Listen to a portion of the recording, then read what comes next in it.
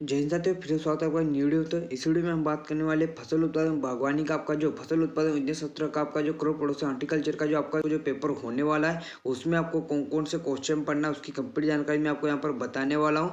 तो आप वीडियो में आज तक बने रहेगा। यहाँ पर मैं आपको 1 से लेकर 20 तक के जो क्वेश्चन है वो बताने वाला हूँ। तो अगर आपने इन क्वेश्चन को अच्छे से तैयार कर लिया तो आपका जो कल पेपर होने वाला है उसमें आपको तबाही मचाने से कोई नहीं रोक सकता है। तो वीडियो बहुत ही इंपॉर्टेंट है, इसलिए वीडियो में आज तक बने रहेगा। और अगर आप वीडियो पर हमारे चैनल पर पहली बार विजिट कर रहे हो तो चैनल को सब्सक्राइब कर लीजिए और बेल आइकन को ऑल पर प्रेस कर लीजिएगा, जिससे मैं आपको बाकी पेपर की भी तैयारी अच्छे से करा सकूं। आइए मैं आपको यहाँ पर क्वेश्चन बताता हूँ जो कि आपको फसल उत्पादन के लिए पेपर के लिए पढ़कर जाना है। तो आप इन क्वेश्चनों को नोट कर लीजिए और अच्छे से नोट करके तैयार करके जाइएगा। तो आइए बिना टाइम वेस्ट किए मैं आपको क्वेश्चन बताता हूँ, आप वीडियो को लाइक कर दीजिए।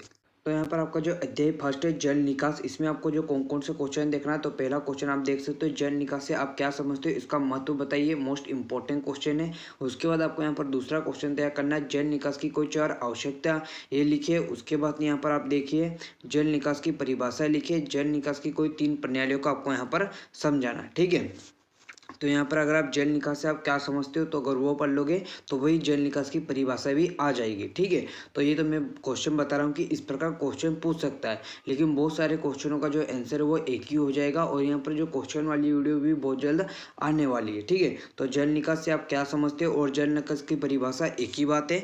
ठीक है, उसके बाद आपको यहाँ पर सिंचाई और जल निकास में अंतर लिखिए। तो जैसा कि आप सभी को पता होना चाहिए कि आपका जो फर्स्ट चैप्टर है इसमें से आपको 4 नंबर के क्वेश्चन पूछेंगे। तो आपको सिंचाई और जल निकास में अंतर आपको पता होना चाहिए। अंतर वाले क्वेश्चन अपने आप में मोस्ट इंपॉर्टेंट क्वेश्चन हो जाते हैं। ठीक है, उसके बाद यहाँ पर आपको नेक्स्ट क्वेश्चन तैयार करना है, पृष्ठ एवं भूमिगत जल निकास, या यूं कहे कि भूमिगत जल नलियों में अंतर लिखिए। उसके बाद जल निकास को प्रभावित करने वाले 4 कारकों का आपको वर्णन करना है। तो आपका जो फर्स्ट चैप्टर है इतने क्वेश्चन आपको तैयार करना है। उसके बाद आपका जो सेकंड चैप्टर है पादप पोषण, उसमें आपको जो पहला क्वेश्चन तैयार करना है, पादप पोषण की परिभाषा तथा पोषक तत्वों की अनिवार्यता की 3 कसौटी लिखिए। मोस्ट इंपॉर्टेंट क्वेश्चन है, पिछले साल के आपका जो वार्षिक का जो एग्जाम हुआ था उसमें ये क्वेश्चन पूछा गया था, और आपका जो प्री बोर्ड और अर्धवार्षिक ऐसे पेपर होते रहते उसमें भी आपको ये पूछा गया था। तो ये इंपॉर्टेंट क्वेश्चन है इस चैप्टर का। उसके बाद आपको यहाँ पर दूसरा क्वेश्चन है, मृदा में पोषक तत्वों की प्राप्ति के 3 कारण, या यूं कहिए कि 3 साधन लिखकर उनका संक्षिप्त वर्णन कीजिए। ठीक है, उसके बाद आपको यहाँ पर मृदा में पोषक तत्वों की हानि के 3 कारण लिखकर उनका संक्षिप्त वर्णन करना है। तो अपने पास ज़्यादा समय नहीं है, इसलिए मैं आपको यहाँ पर फटाफट में आपको बता रहा हूँ। आपका काम है नोट करना, आप नोट कर लीजिए। यहाँ पर ऐसे पढ़ने की ज़्यादा जरूरत नहीं है, लेकिन मैं फिर भी पढ़कर आपको बता रहा हूँ। ठीक है, उसके बाद आपको यहाँ पर पौधों में नाइट्रोजन कमी के आपको लक्षण याद करना है, पौधों में फास्फोरस की कमी के लक्षण आपको याद करना है, पौधों में पोटास के कोई 4 प्रभाव आपको याद रखना है। ठीक है, उसके बाद आपको यहाँ पर एकीकृत पोषक तत्व प्रबंध प्रणाली का आपको यहाँ पर महत्व बताना है। ठीक है, याद रखिएगा।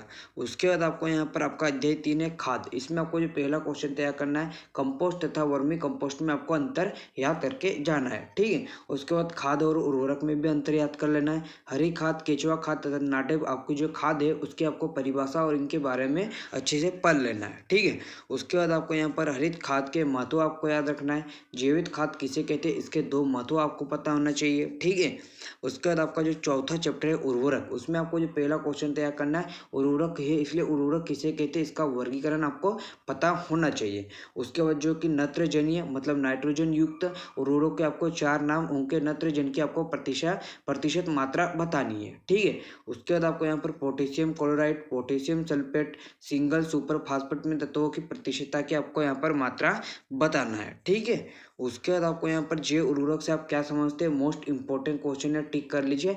जैव उर्वरक से आप क्या समझते हो इनका आपको यहाँ पर महत्व बताना है।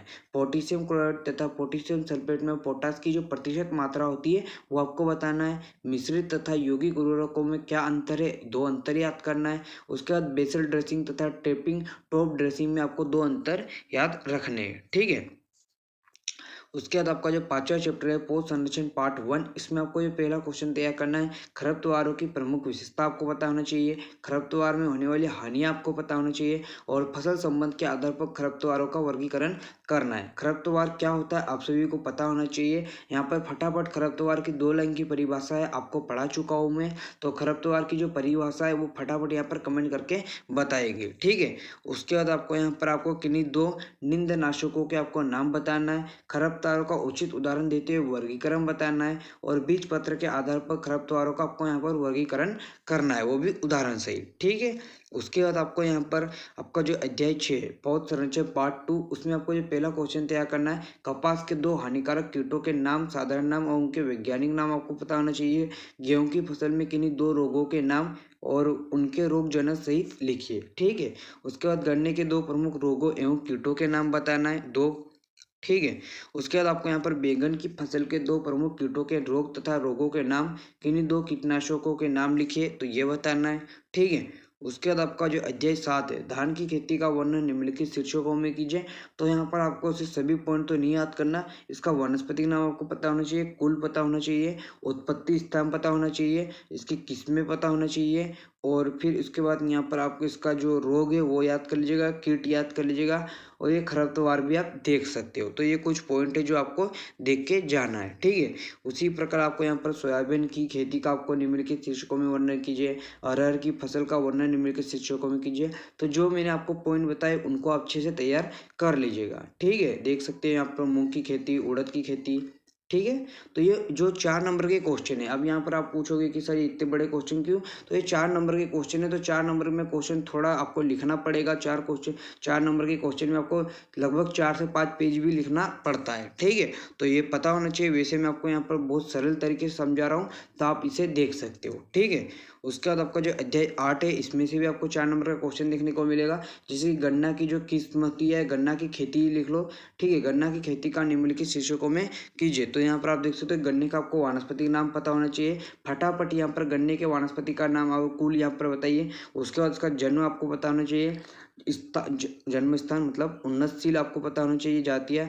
उसके बाद आपको यहाँ पर बीज दर हेक्टेयर याद रखना है, और फसल में लगने वाले किन्हीं 2 रोगों के नाम याद रखना है।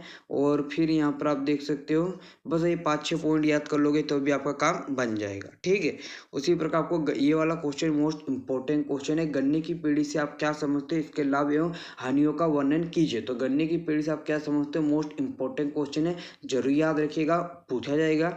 चने की खेती और मटर की खेती का, जैसे कि मैंने गन्ने की खेती बताई, वैसे इसे भी आपको तैयार करना है। ठीक है, उसके बाद आपका यहाँ पर अध्याय 9 क्या है, मशरूम की खेती। इसमें आपको पहला पता होना चाहिए मशरूम किसे कहते हैं।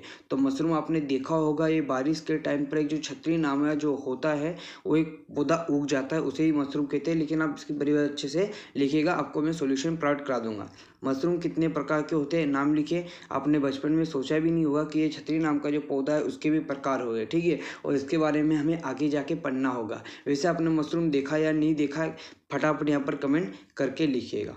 मशरूम का आपको वैज्ञानिक नाम पता होना चाहिए, लेकिन आपने देखा ही होगा क्योंकि आपके तो पार्टी है मशरूम। ठीक है, मशरूम का वैज्ञानिक नाम आप यहाँ पर लिखिएगा। उसके बाद चौथा है क्या, स्पान की परिभाषा आपको यहाँ पर पता होना चाहिए। ठीक है, उसके बाद आपका जो अध्याय 10 है, अलंकृत बागवानी। इसमें आपको पता होना चाहिए अलंकृत बागवानी के महत्व, अलंकृत बागवानी के क्षेत्रों को बढ़ाने के लिए सुझाव या उपाय आप बता सकते हो।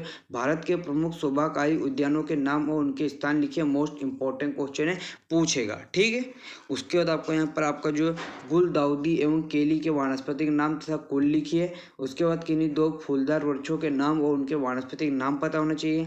किन्हीं 3 वायुव्रती अथवा छायादार झाड़ियों के नाम और उनके वानस्पतिक नाम आपको पता होना चाहिए। ठीक है, उसके बाद आपको यहाँ पर आपका जो अध्याय 11 है, हरियाली। ठीक है, हरियाली क्या होती है अब पता यहाँ पर होना चाहिए आपको। हरियाली क्या होती है कमेंट करके बताइए। उत्तम नियोजित या यूं कहिए कि आदर्श हरियाली की आपको विशेषता पता होना चाहिए, और हरियाली लगाने के उद्देश्य पता होना चाहिए। मतलब हरियाली लगाने क्या उद्देश्य क्या है, क्या लाभ है, क्या महत्व है, हरियाली से हमें क्या फायदा है, वो आप यहाँ पर आपको पूछेगा।